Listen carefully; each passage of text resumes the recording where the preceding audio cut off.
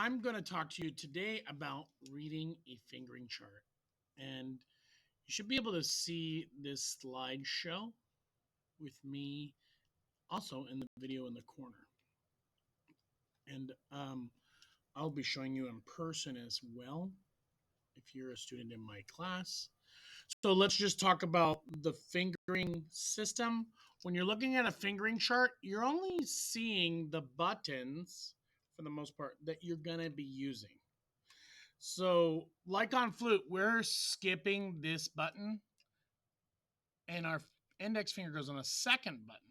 The third button we're skipping and our middle finger goes on that fourth button and then a ring finger on the fifth button. Okay, and I know these circles do not show up in your fingering chart. Okay, your thumb is this lower kind of sideways teardrop portion of the fingering chart.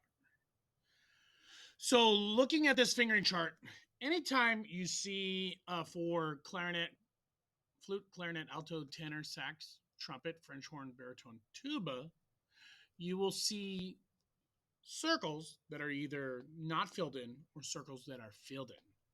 So, if they're not filled in, you just simply don't press the button. You just rest your fingers on the button without pressing them down. They just rest on top of that, or they're hovering over your holes for clarinets. Let's talk about flute. So we looking at this fingering chart in the top left corner, and this is indicating that you're going to use your thumb. You're going to press that thumb key. Then you're going to use your index finger on the first key. We're not pressing down key 2 or 3, but we're pressing down key 4 and we're pressing down key 7. So I will be using this fingering system. T, 1, 2, 3, 4, 5, 6, 7. And 7 is your pinky down here. So let me break that down again. And this is the same thing for clarinets, saxophones, tenor sax. Okay. T, 1, 2, 3, 4, 5, 6, 7.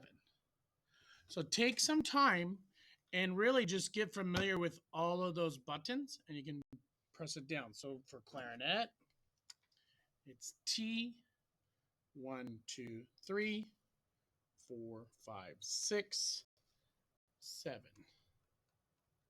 Okay. For saxophone, same thing. T is this key right here, but we're not going to use that for a little bit. 1, 2, 3, 4, 5, 6, 7.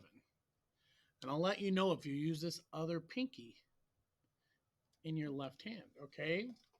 Now, in my last video, I kind of broke down the fingerings for trumpet and French horn. So let me grab a trumpet. So we have 1, 2, 3, okay? So this first slide is showing that 0. So sometimes those put 0. That means you don't press anything down. For French horn, if this was a French horn, I'm playing that first note that's showing on the screen. I'm only holding the first one down. And it's going from left to right for French horn, baritone, tuba. Or for trumpet, it's going from inward to outward. Okay? And trombones, we are playing all the way in. So let me break this down. So this is first position, about 2 inches or an inch or two. Second position, your brace just behind the bell. Third position.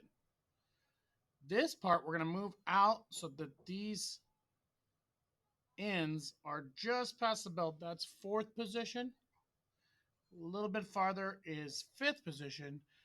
Your arm comfortably out is sixth position.